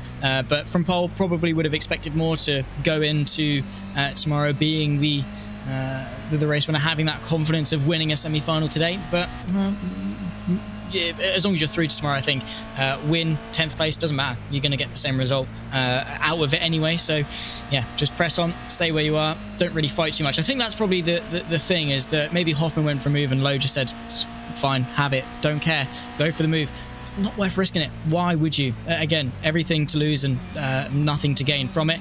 Kuznetsov, though, promoted to second place and following Damon Woods, but again, don't really expect much. What I am interested in, though, is how close Rowan Gill is to Vitvoet. That gap already a second and a half. That slowdown could have been very detrimental for the 74's race. I think it has been, unfortunately for Gill. He's nowhere in the back of this shot, but Vitvoet may well be. So, is it another saleable gap this early on? What's going to happen between these guys as well? Because we noted between ourselves that just what a quick turnaround it was for us between semi-final 1 and 2. It's straight in with the racing here at the Prodigy Racing League, not waiting around and talking for ages, which is great news for us and great news for the spectators as well. But it does mean that the drivers of this session may well not have been able to watch the end of that race that we watched in semi-final 1. They might have not watched any of it because there was a practice session ongoing for these guys at the time. So I do wonder how much they'll be, even if they did watch it, I was doubting how much they'd take from that race. Now I'm even doubting whether they will have watched that first semi-final at all. Yeah, probably so. I mean, for these guys at this level, practice is probably everything. I know when I competed in the Formula 4 competition last year, I just used the practice session to watch the YouTube stream, watch the girls' race that preceded our race, and sort of gauge what the dynamic of things would be from that. I didn't use it as to be a driver on circuit, but, you know, for these guys at this level, they're not me and a lot better than me, so they probably used it to get an extra couple laps in, learn the track ever so slightly more, practice a key part of their race potentially, or they were on the YouTube chat and chilling, or Twitch, Facebook, wherever you are watching us from. We welcome you, and it's a pleasure to have you keeping us engaged in the various different chats. But maybe they were just chilling there, breathing, getting themselves ready for the race. Maybe they did see the calamity, or maybe even heard of it, and are using that to sort of calm themselves down for this race, which, in all fairness, you and I think has been the consensus. Semi-final 2 so far has been a little bit calmer than we saw at this stage in the first race. Yeah, certainly, but that's probably down to the fact there isn't a battle for 10th place. Jihuk Im and Luca Becker are going side by side into turn 7 at the moment. They just can't leave each other alone for 12th place. Becker's through. Oh, and Jihuk Im already out of the race. Well, we thought that disqualifications for incident points may well become a factor in this race. I wasn't expecting it to be only the other side of the halfway mark, but that's the way it's been. It's down the inside from Steen Hangraft on Samuel Smith. He's trying to go through for 13th position. Unfortunately, these battles aren't going to mean a lot in terms of the top 10. They're only fighting for positions, banking on the fact that the top 10 may get incident points, may get disqualified, may have problems, but other than that, they're really living on a prayer, really. Yeah, they are indeed. It does take a bit of a miracle, and obviously semi-final 1 was a bit of a special occasion, not special occasion, but like a special situation where a mass calamity of things happened that promoted people through. You don't want to count on that. You want to still put your best foot forward, still put the laps in, and still be top 10 on circuit, rather than being in 11th place saying, no, it's fine. Yeah, there'll be crashes, there'll be disqualifications, because you can't guarantee that. You've got to be in it to win it, and you've got to be very careful not to exceed the limit yourself. Nose to tail here, a little bit further down, of course, as they all try to close the gap ever so slightly to that top 10.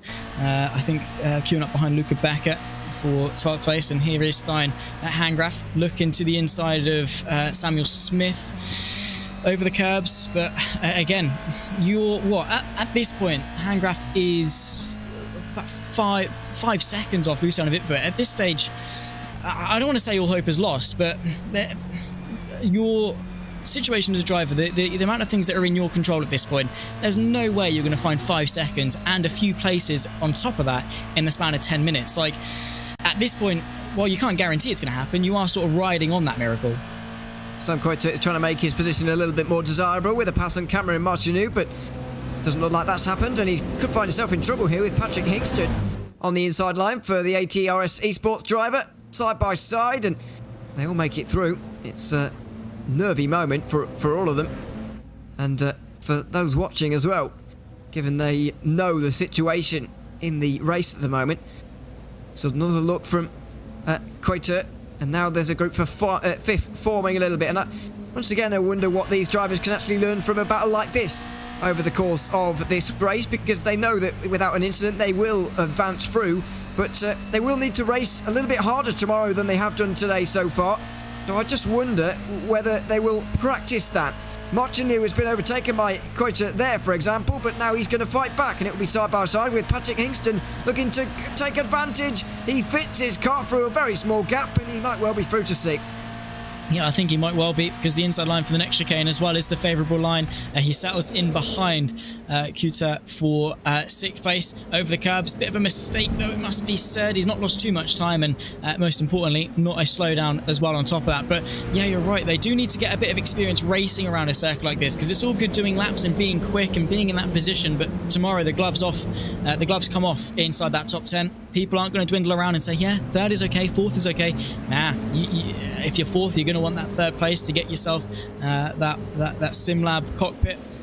And obviously, you're going to want to be in the running maybe to catapult yourself into 1st or 2nd as well, for good measure. So, yeah, it is good to get that experience racing, find out where and when and how you can get a move done, when and where you and how you can't get a move done as well. It's good experience to have, of course. That racecraft is going to be vitally important over the course of tomorrow, but I think for today, the importance is not to be practicing racing, it's just to get to the end and at least see tomorrow, so you can put that practice into practice.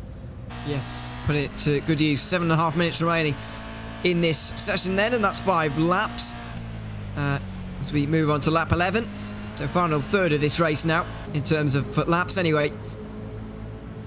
Just less than that in minutes. Top 4 are as follows. Damon Woods leading Rick Kuznetsov, Dominic Hoffman and Garrett Lowe. The green line on your screen is the all-important one. You need to be above that to advance to the final tomorrow for a chance to win the first Prodigy Pass in the Prodigy Racing League here this year. Out through turn 3 or 4, excuse me, down now towards turn 5. The Klein chicane. Damon Woods still very much leading the way. Out of these 4, they're all looking very safe in this situation. Once again, the top 4 or so qualified themselves out of trouble, really. Wonder what pattern with regards to that is going to emerge over the season. Now there's been a bit of moving around. Martineau and Coiter battling. I think Kimmich and Cody Deef may have been going side by side briefly as well. Maybe in that second group, positions are starting to change. They're starting to battle for a bit of fun. Yeah, maybe so, as long as they keep it nice and clean and nice and respectful and no one goes for any audacious sends that see them out of the top 10, then all's fair and all is good inside this this fight. Because, yeah, if you are in the top 10 now, I think you are fairly comfortable. That being said, Luciano Vitfur, 8/10 back to Rowan Gill. That fight is still on inside the final 6 minutes. However, forced to go defensive there, I think, is Patrick Hingston. He's got Cameron Martineau close for company. They all settle into single file once again, though. Again, no silly sense. If you can go for a move and it can get done, you know, 75%, 80% chance of coming off, then yeah, go for it happily. However, inside this final 5 minutes, could we see Rowan Gill pick himself back inside the top 10? I think that is a very interesting narrative and a good comeback story after the slowdown early on. But right now, a pretty good fight here, a long train for 5th place, which shows good promise for tomorrow. Well, as we've mentioned in the past, this is, of course, the first tournament for the first Prodigy Pass in the Prodigy Racing League here this year. And people have been asking, when's the second one? When's the third one? What's coming up in the future? Well, we can now announce the second Prodigy Racing League tournament will kick off later tonight with the first iOS mobile competition in partnership with Street Kart Racing. Go to racingprodigy.com to enter and get the game, which is free to play. So there you are, the second Prodigy Pass going to be awarded on iOS mobile competition. Street Kart Racing, visit racingprodigy.com for all of the details. So hope you've enjoyed the racing here tonight, and it's still going on, and it might have encouraged you to try and get a Prodigy Pass of your own. In towards the difficult and fiddly chicane again for Patrick Hingston here in 5th position. Martinu Kuta, Deeth Kimichev behind. Vitfur and Rowan Gill are not far away from one another either in that 10th position, but there's the fight. Sam Kuita barely looking concentrated at the moment. Just relaxed, I think is the word, with 3 laps to go at the line. Indeed so. Best way to be, of course. I see a couple of people in the Racing Prodigy Twitch chat noting on that fact as well. Being tense, it's the worst thing. It's like breathing, you know, you sort of do it without thinking, and as soon as you're thinking you're doing it, it's just not pretty. It's the same thing sort of with racing as well. As soon as you start questioning each of your decisions, and as soon as you actually start to think about each and every single thing that you do, you just get tense, you get nervous, you start to doubt yourself. Those split-second decisions, you don't make the right choice. It's just not a good mindset to be in. So to be relaxed, to be calm. Sometimes the quickest laps you put in are the ones you don't even think that you're doing. Just a cooldown lap even can not be too far off your personal best in some cases, purely because you're just laid back, you're relaxed, you're just driving with feel, with instinct, you're not stressing about each and every single apex. That's exactly what I think what we're seeing from QTET here. He's inside the top 10, he's got no reason to be stressed, and he's just having fun out there fighting with Hingston and Martineau, trying to get the up and under as they run their way through turn 4. Bit of a bump there from Koita, showing his intent more than anything, or maybe not, he's actually looking to the right hand side. Probably not the best thing to do inside the final 20% of this race, with just over 3 minutes left to go into that chicane. But yeah, absolutely, it's the best way to be. Don't think about what you're doing, don't be tense, just relax, breathe, go with the flow, and basically do what Koitet's doing, because it's working out for him in 7th. He knows the situation here, just Koita. He really doesn't want to have a battle with Martineau, although I think Cameron Martineau is braving himself for a bit of a defence of that 6th position. I don't think Koita is interested in trying to pass. He'll even let Cody D through, I would imagine, if he had to. And by the way, Luciano Vitfur has caught up to this group. You can see the dark car at the end of the group, and then there's another machine just hanging about a second and a half off the back of them all or so. That is Rowan Gill, who's looking for that all-important 10th position.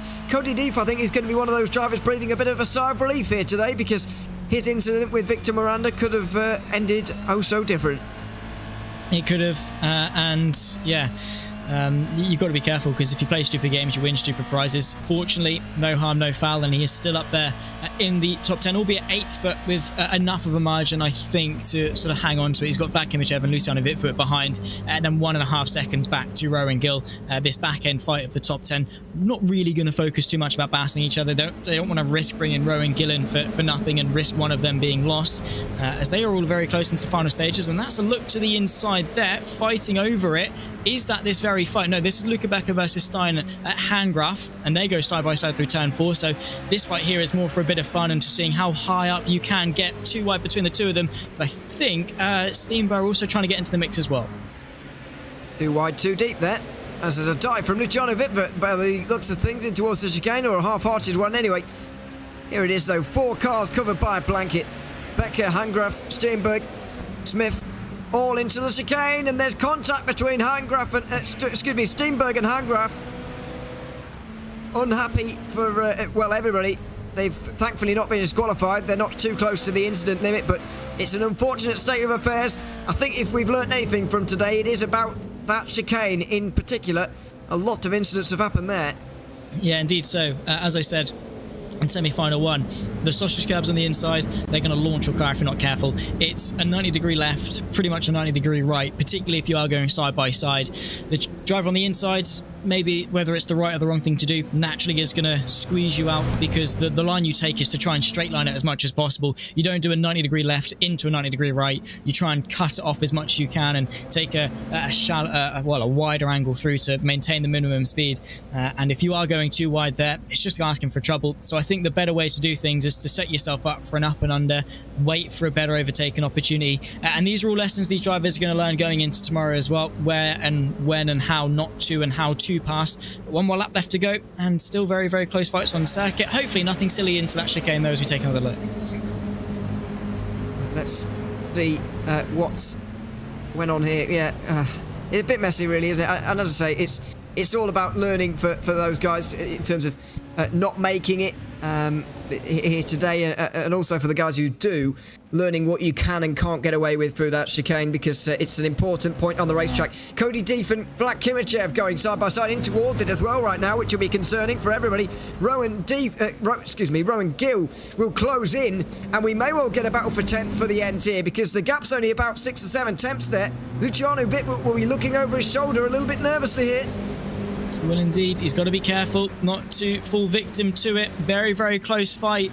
There is the 25 machine of Vlad Kimichev. Luciano Wittwood now. This might sort of blow smoke up his backside and force him to maybe get a move done, unless Rowan Gill, I don't think he's close enough here, Ewan. Half a second with a few corners left to go. I don't think he's got enough. Down the inside for Hingston as he defends again from Martineau, but it's Rowan Gill who will look for that 10th position just behind. The battles will go on as the checker flag now waves for Damon Woods, who will take semi-final 2 here in the Prodigy Racing League. There are the 4: Woods, Kuznetsov, Hoffman and Lowe. They've all made it, but what about the battle for 5th place? Who's going to make it out of this? Hingston and Martineau side by side. There's more side by side behind as well. Wittwood is just about going to sneak into 10th place. They're all covered by a blanket at the end. That's a great sign for tomorrow. These raceable cars providing the action at Zolder, but unfortunately it's Rowan Gill out of that group who will be the one and only to miss out. Yeah, indeed. So close yet so far, unfortunately. I think without that slowdown, he might well have been able to do it, but shoulda, coulda, woulda at the end of the day. He's the one that made the mistake, and, well, he's made his bed now. He's got to lie in it. Very unfortunate, and probably 11th is the worst place outside the top 10 to finish, because you were so close, just one place off, and the difference of, what is that, 0.3 of a second has spelt an end to his journey for this round of the Prodigy Racing League. There's still other opportunities for him to get involved and come back stronger, but, well, for the top 10, they've done a great job, and there's your race winner. Damon Woods, pleased with his race, the only of the 2 semi-finalists to have won, not from pole position. It was from the front row at least, but he wasn't the pole sitter, but he is a race winner, and he'll be advancing forward to the final with 9 others, and heading forward. There will be 20 in that final tomorrow. Make sure you join us for that. Don't go anywhere tonight though. We've still got one more giveaway to give to you here this evening. And same as before, although we're just upping it a little bit. A $100 iRacing gift card giveaway. If you come over to twitch.tv/racingprodigy, follow us there and post in the YouTube chat. There's the link, Racing Prodigy on Twitch and Instagram. But Twitch is what you want to follow us on, and post in our Twitch chat while the post-race interviews are going on. So make sure you stay with us to see if you're able to win the $100 iRacing gift card giveaway here from the Prodigy Racing League. Here are the results then, and it's an Australian 1 and 2, Damon Woods and Rick Kuznetsov, half a second apart, with Dominic Hoffman and Garrett Lowe joining them in getting away. Patrick Hingston just beat Karen Martineau to the line, with Sam Quater only 2 thousandths behind. Cody Deef in the 8th place out of Vlad Kimichev, and Luciano Wittwood, the 10 drivers who made it to the final. Rowan Gill just missed out. Luca Becker had a good battle with Samuel Smith towards that latter portion of that race. Melville Scully's lap 1 incident put him down in 14th. David Dalton's also had a lap 1 crash. That was 15th for him. Steinhangraf's issues came a little bit later, and so did Christian Steenberg's. They were 16th and 17th. Hyuk Im was disqualified around halfway round. Victor Miranda and Will Redford had damage that would not be repaired. Well, there you have it. A fantastic race and couple of semi-finals here today. Make sure you post in the chat, follow us on Twitch for that giveaway. We'll be announcing the winner in the chat very, very soon, so make sure you get yourself down there if you're on YouTube or Facebook at the moment. However, before we go into any post-race interviews, we're going to have a quick look at David Cook, the CEO of Racing Prodigy, who's about to tell us even more about this incredible project. Hi everyone, I'm David Cook from Racing Prodigy. We've been asked why we created the Prodigy Racing League, which is the world's first E-to-Real motorsports league. Someone told me that racing doesn't need another series, but we don't agree. It needs one more, and it needs it now. Racing needs a series that's open to everyone, regardless of one's bank account or connections. A series where driving skill is the only differentiator. So why is the world's first E-to-Real motorsports league the solution to the access problem? Well, advancements in gaming and simulation software have helped prove that the skill sets from racing games translate to real race cars. Nissan demonstrated this several years ago. Mazda was next, when I proudly oversaw its shootout competitions in which sim racers competed against real-world racers for a professional contract. And when iRacing's Glenn McGee won one of the competitions, it reinforced that gaming can help solve the access challenges. Only about 1 million people race in real life, and there are more than 3 billion gamers. Some of the fans and some of the gamers who watch professional racing on screen must have more born with talent than those they're watching, but have never gotten the opportunity to race themselves. And we know that when sports, talent, and opportunity meet, this is how you discover prodigies. And this is why we partnered with several game publishers, with more on the way. And why companies are teaming up with us to provide opportunity to those deserving. Why thousands, and we anticipate millions, will enter our sim racing tournaments over time, and even more will watch our PRL, sim racing, and real-world racing competitions. Revolutionizing motorsports will require exceptional people and a courageous team. We've assembled a group with experience specifically for this E-to-Real league. Our team has previously supported Formula One, IndyCar, NASCAR, the NFL, NBA, gaming, as well as E-to-Real competitions. Our mission is to reinvent and open motorsports through gaming competitions, discover and develop talent, and provide sustainable, real-world racing careers for those who shine. It's past time that everyone has the opportunity to enjoy the thrill of racing. This is why we created the Prodigy Racing League.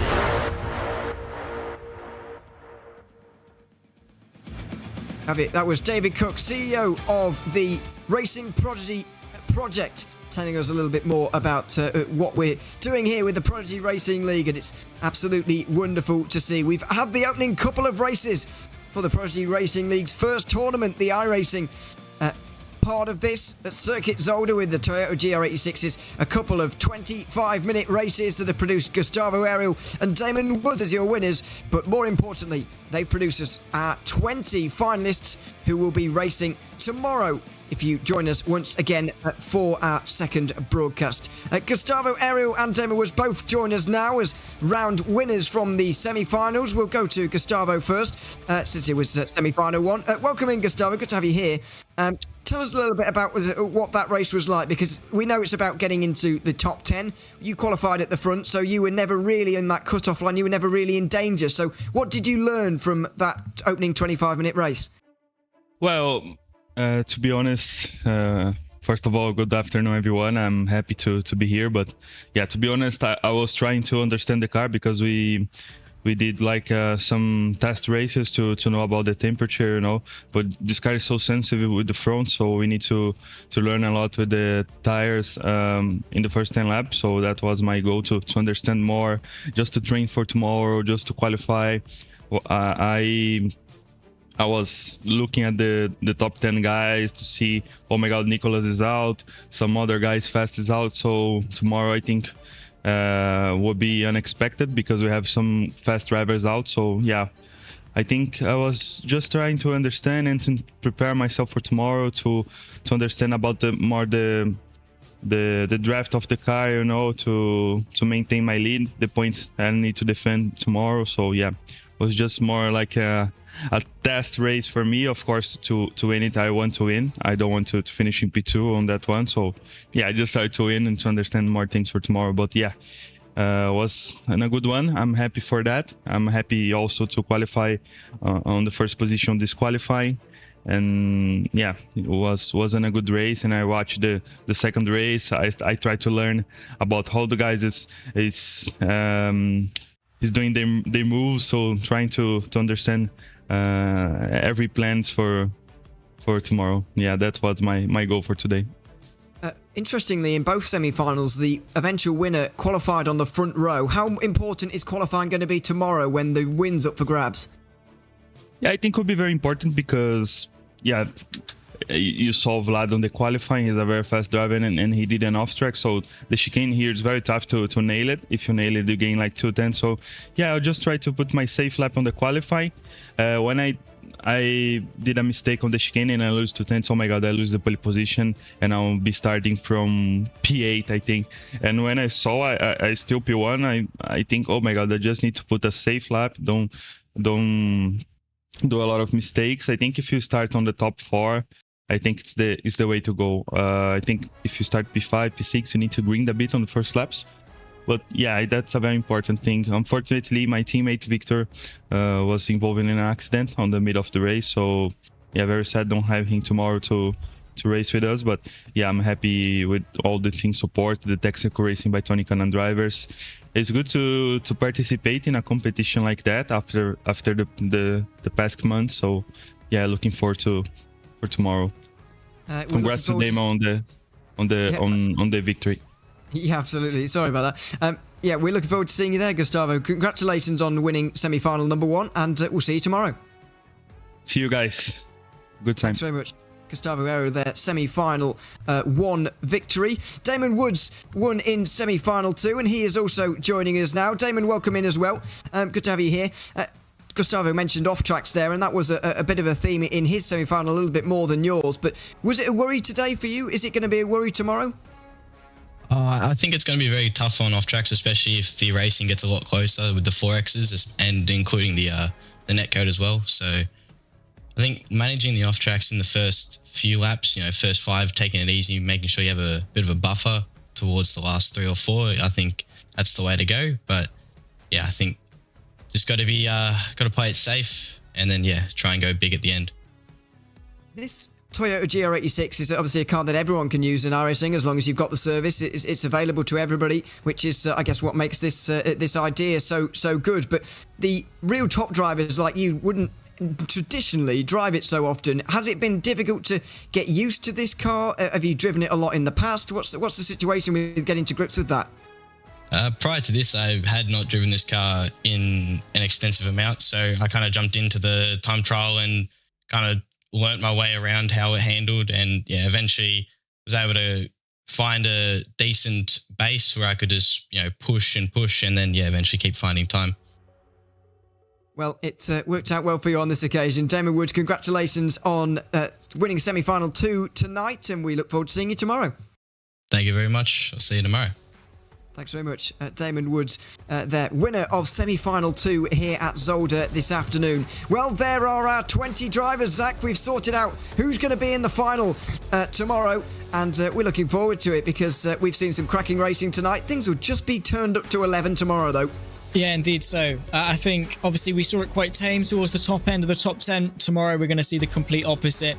People are not going to be sat nose to tail in those trains. That's not going to be happening. They are going to be giving it, pushing it for the entire evening of racing. And I, for one, really cannot wait to watch. I'm sure everyone at home equally cannot wait to watch it. We're in for a very, very good race and hopefully a very deserved winner as well. I'm sure whoever comes out on top will deserve it. Of course, they've worked hard. But yeah, today was one thing. Tomorrow is going to be a whole different kettle of fish. It absolutely is. A big thank you to everybody who's been watching here this evening. It's been a pleasure to have you along for the first Prodigy Racing League semi-final night here at Circuit Zolder on iRacing. We'd like to thank the official partners of the Racing Prodigy and Prodigy Racing League before we go here this evening. SimLab, Grid Engineering and Asetex SimSports, who have helped make this broadcast possible. A big congratulations to all drivers who made it tonight, but specifically those who have gotten through into the 20 finalists that we will see tomorrow. Make sure you join us at the same time in the same place you found us tonight, on the twitch.tv Racing Prodigy channel, on RaceSpotTV's YouTube, on iRacing's YouTube, or Facebook channels as well. You'll be able to find us everywhere on the internet at 5 p.m. UTC tomorrow night. It's the first ever Prodigy Racing League final from Circuit Zolder in the GR86s, so I hope to see you then. But for now, we will bid our farewells. I've been Neil O'Leary alongside Zach Sweeney. Hugo Louise has been behind the producing camera. The replays have been Juliana Caesar, and the observers have been Juliana Caesar and Camilla Moraes as well. A big thank you to everybody behind the scenes here for this Prodigy Racing League broadcast. We'll see you tomorrow for our first ever final. Goodbye for now.